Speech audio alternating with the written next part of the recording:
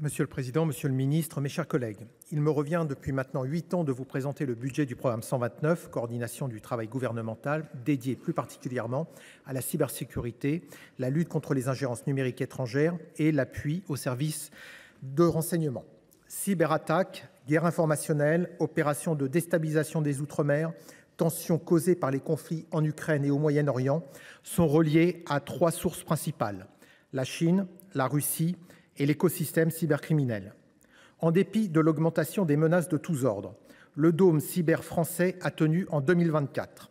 Je veux donc saluer l'action de l'Anssi, de Viginum et évidemment de tout l'écosystème qui les entourait. Ils ont préparé et protégé avec succès les grands rendez-vous de l'année 2024, les élections européennes, puis législatives, et bien sûr les Jeux olympiques et paralympiques de 2024. Outre l'Anssi et Viginum, qui agit aujourd'hui comme une force de réaction rapide pour contrer la désinformation venant de puissances étrangères, je veux également saluer le lancement en décembre 2024 de la plateforme de signalement 17 Cyber, que nous appelions de nos vœux depuis 6 ans. C'est un outil majeur destiné à l'ensemble des Français, les particuliers comme les entreprises. Maintenant, qu'en est-il pour 2025 ? Avec 425 millions d'euros au lieu de 438, les crédits de paiement de l'action coordination de sécurité et de la défense subiront en 2025 une baisse de 3% par rapport à 2024. Les services du SGDSN, principalement l'Anssi et Viginum, vont devoir fonctionner avec 8 millions d'euros en moins. On relève aussi une réduction de 4 millions d'euros des fonds spéciaux et 1 million d'euros des moyens du groupement interministériel de contrôle GIC qui met en œuvre des techniques de renseignement pour les services. Quant à l'IHEDN, la subvention à ce centre de formation baisse de 3%, soit 300 000 euros.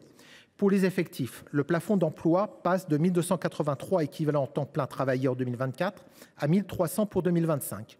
Ce budget se caractérise donc par une baisse modeste des crédits et une progression à la marge des effectifs.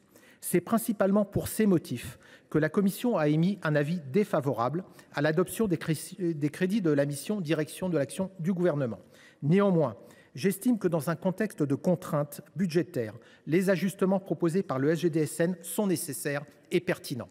À titre personnel, je n'ai pas souhaité entrer dans une logique de transfert de crédits car il s'agit d'une responsabilité du gouvernement avant tout. Nous aurons l'occasion d'en débattre lors de l'examen des amendements puisque certains plaident pour une hausse des crédits tandis que le gouvernement propose par un nouvel amendement une baisse de 40 millions d'euros des crédits du programme 129.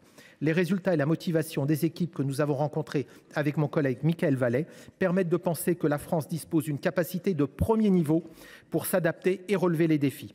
Que ces services soient pleinement assurés de notre soutien et de notre vigilance sur l'exécution budgétaire de l'exercice 2025 pour qu'ils puissent assurer leur mission. Je vous remercie. Merci.